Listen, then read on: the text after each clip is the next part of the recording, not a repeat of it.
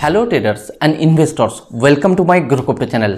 आज राते FOMC मीटिंगেर result आसते चलेছে মানে ফেডারেল ওপেন মার্কেট কমিটির। সেই জায়গা থেকে আমরা ক্রিপ্টো মার্কেটে কি এফেক্ট দেখতে পারি আজকের ভিডিওতে আমরা কিছু আলোচনা করব এবং সেই চার্টগুলোকে নিয়ে অ্যানালাইসিস করব যেগুলো সাধারণত খুবই গুরুত্বপূর্ণ। যদি বলা যায় বিটকয়েনের ডমিনেন্স, অল্টকয়েন, মিম কয়েনের মার্কেট ক্যাপ এবং বিটকয়েনকে নিয়েও আজকের ভিডিওতে একটু টেকনিক্যাল অ্যানালাইসিস করব।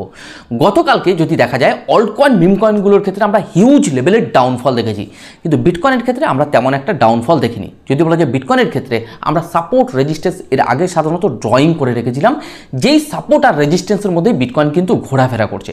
তো আজকের ভিডিওতে আমরা বিটকয়েনকে নিয়ে টেকনিক্যাল অ্যানালাইসিস করলে মোটামুটি মার্কেট সেন্টিমেন্টটা বুঝতে পারবো।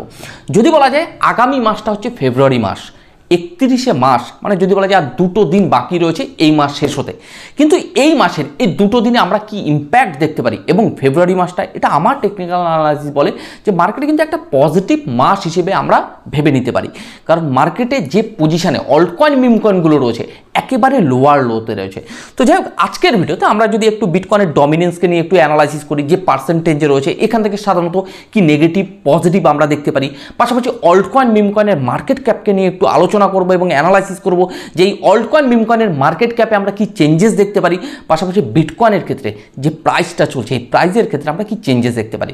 যাই হোক ভিডিওটি শুরু করব। ভিডিওটি শুরু করার আগে প্রতিদিনের নয় আপনাদের যেরকম বলে থাকি, যারা গ্রোক্রিপ্টো চ্যানেলে একেবারে ফার্স্ট টাইম ভিডিও দেখছেন, যদি মনে হয় এই চ্যানেলটি আপনার আগামী দিনে ক্রিপ্টো টেকনিক্যাল অ্যানালাইসিস বা মার্কেট সাইকোলজির দিক থেকে সাহায্যে আসতে পারে, তো সাবস্ক্রাইব করতে ভুলবেন না। আর এখনও পর্যন্ত যারা গ্রোক্রিপ্টো টেলিগ্রাম, টুইটার বা হোয়াটসঅ্যাপ চ্যানেলে জয়েন করেনি, ডেসক্রিপশনে লিঙ্ক রয়েছে, আপনারা চাইলে জয়েন করতে পারেন।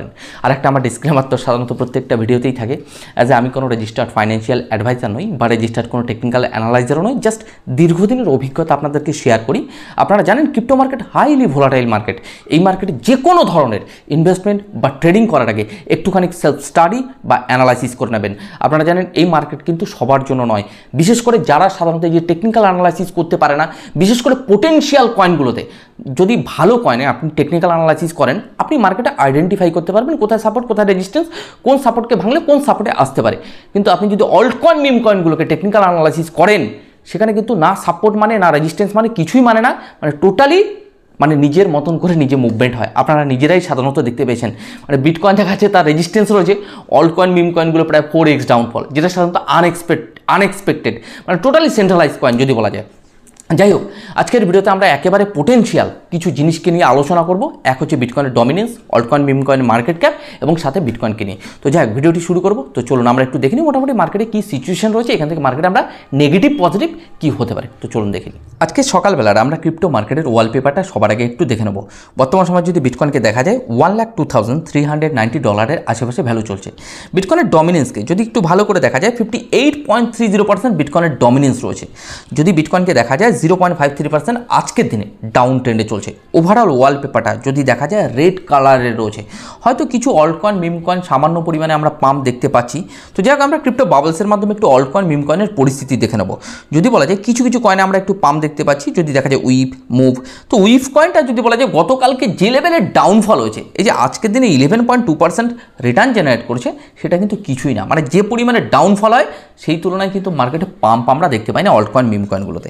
তো যাই হোক আমরা ক্রিপ্টো ফিয়ার অ্যান্ড গ্রিড ইন্ডেক্সটা একটু দেখে নেব। যদি দেখা যায় 50 রয়েছে, মানে মার্কেট কিন্তু টোটালি নিউট্রাল পজিশনে রয়েছে।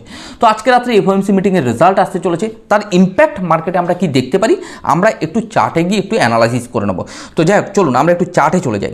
যদি দেখা যায় বিটকয়েনের ডমিনেন্স চার্টে সাধারণত রয়েছে 59.34%। বিটকয়েনের ডমিনেন্সকে নিয়ে প্রচুর টেকনিক্যাল অ্যানালাইসিস কিন্তু আমাদের ছিল। এই জোনটা আমি আপনাদের একটা হাইলাইট করে দেবো, এটা আমাদের রেজিস্ট্যান্স ছিল।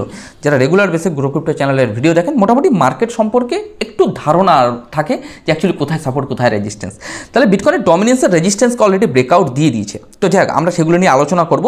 কিন্তু নভেম্বর মাসে আমরা সাধারণত টেকনিক্যাল অ্যানালাইসিস করেছিলাম এই বিটকয়েনের ডমিনেন্সকে নিয়ে 61.34%-এর আশেপাশে বিটকয়েনের ডমিনেন্সের রেজিস্ট্যান্স রয়েছে। ওখান থেকে আমরা ডাউনফল একটা দেখতে পাবো, সেই অনুযায়ী মার্কেট কিন্তু আমরা ডাউনফল দেখতে পেয়েছি।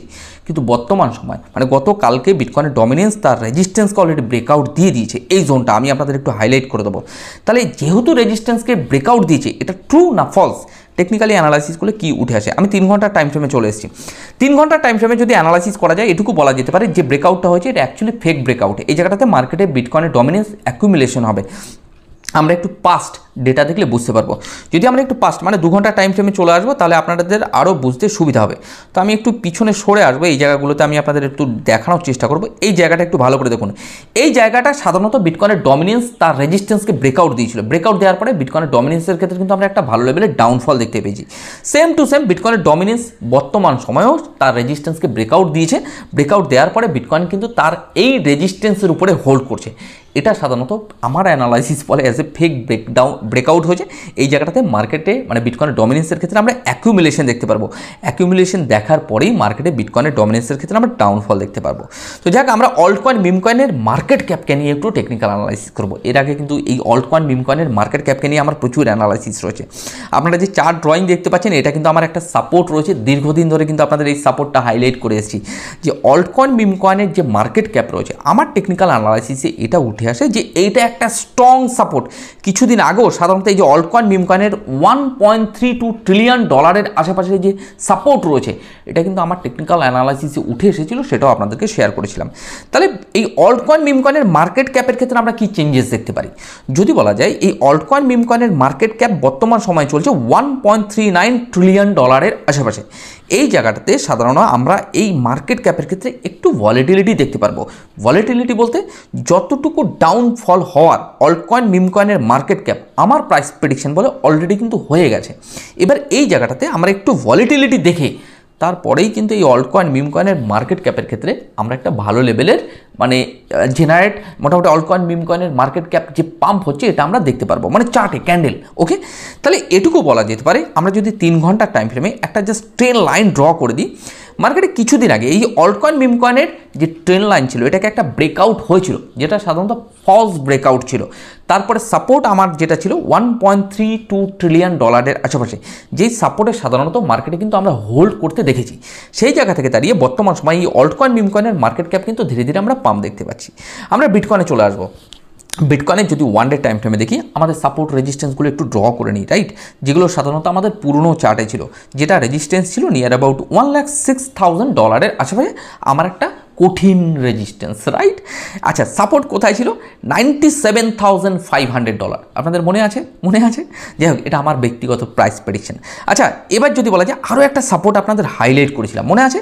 $96,300। এটা হচ্ছে আমার টেকনিক্যাল অ্যানালাইসিসে অ্যাজ এ সর্বশেষ সাপোর্ট জোন। তারপরে যদি ব্রেকডাউন দেওয়া সেটা আলাদা ব্যাপার, কিন্তু আমার টেকনিক্যাল অ্যানালাইসিস যে সাপোর্টগুলো খুবই মানে গুরুত্বপূর্ণ সেগুলো আমি আপনাদেরকে শেয়ার করেছিলাম। তাহলে যদি বলা যায় বিটকয়েনের ক্ষেত্রে $97,500 আশেপাশে এই জোনটা থেকে মার্কেট টাচ করে মার্কেটে কিন্তু আমরা ভালো লেভেলের রিকভারি দেখতে পেয়েছি। গতকালকে বিটকয়েনের ক্ষেত্রে আমরা তেমন একটা ডাউনফল দেখতে পাইনি। বর্তমান সময় বিটকয়েন চলছে $1,02,521 আশেপাশে, চার্টে সাধারণত উঠে আসছে। তো এই জায়গাতে আমার প্রাইস প্রেডিকশন বলে মেবি যেটা হবে বিটকয়েনের ক্ষেত্রে বি পজিটিভ হবে, রাইট? কারণ এই জোনটা টোটালি অ্যাকিউমুলেশন জোনের মধ্যে রয়েছে। আজকে দীর্ঘদিন ধরে বলে আসছি, দেখুন আমার টেকনিক্যাল অ্যানালাইসিস বলে বিটকয়েন যে পজিশনটাতে বিলং করছে এটা টোটালি বিটকয়েনের ক্ষেত্রে একটা অ্যাকিউমুলেশন জোন, বা আমরা বাংলায় বলতে পারি ম্যানুপুলেশন জোন। তাহলে বিটকয়েনের ক্ষেত্রে আমাদের দেখতে হবে যদি বিটকয়েন চায়, যদি খুব খারাপ কিছু হয়, লিকুইডিটি যদি হয়, সাধারণত $96,300 সাপোর্ট জোনকে ভোলা যাবে না। আর একটা সাপোর্টে অলরেডি রিটেস্টমেন্ট নিয়ে নিয়েছে, যেটা সাধারণত $97,700 আশেপাশে।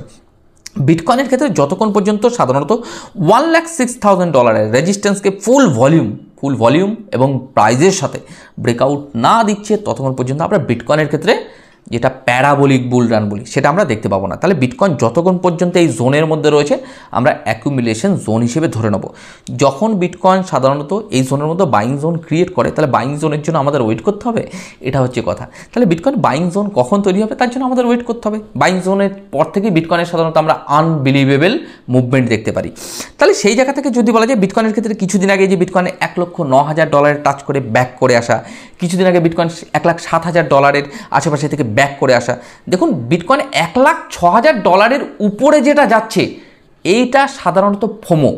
যতক্ষণ বিটকয়েন আমার টেকনিক্যাল অ্যানালাইসিসে না বলে যে bitcoin as a full volume এবং প্রাইজের সাথে ব্রেকআউট হয়েছে, ততক্ষণ পর্যন্ত বিটকয়েনের ক্ষেত্রে আমরা বড় লেভেলের মুভমেন্ট দেখতে পাবো না। এবার যদি আপনি বলেন দাদা এটা একটা ক্যান্ডেলের দ্বারাও হতে পারে, হঠাৎ মার্কেটে একটা পাম্প হয়ে গেল, বা হঠাৎ মার্কেটে $96,300 লিকুইডিটি নিয়ে নিল, এরকম একটা কনফিউশন রয়েছে। তাহলে এই জোনগুলোতে কী করতে হবে? বিশেষ করে ট্রেডিংয়ের জোন নয়। যদি বলা যায় নতুন যারা রয়েছে এই জোনগুলোতে সাধারণত ট্রেডিং জোন নয়। এবার যদি বলা যায় ট্রেডিং জোন আমি কখন পাবো, যখন সাধারণত যে সময় বাইং জোন ক্রিয়েট হবে সেই সময় সাধারণত মার্কেটে আমরা বড় লেভেলের মুভমেন্ট দেখতে পাবো। এই যে অনেকে বলেন না যে দাদা মার্কেটে হঠাৎ কিন্তু কিছু হয় না, দেখুন একটা কথা বলি, হঠাৎ কিছু হওয়ার আগে এই যে মার্কেটে পাম্প হয়ে যাওয়ার আগে মার্কেটে কিন্তু বাইং জোন তৈরি হয়।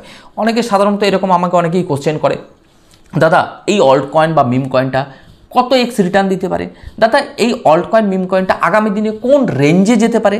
আমি একটা কথা বলে দিচ্ছি আপনাদের, ভাই কিছু মনে করবেন না, আমি অ্যাজ এ একজন টেকনিক্যাল অ্যানালাইজার, রেজিস্টার্ড নই, আনরেজিস্টার্ড, মানে অ্যাজ এ যতটুকু বুঝি দীর্ঘদিনের অভিজ্ঞতা আপনাদেরকে শেয়ার করি।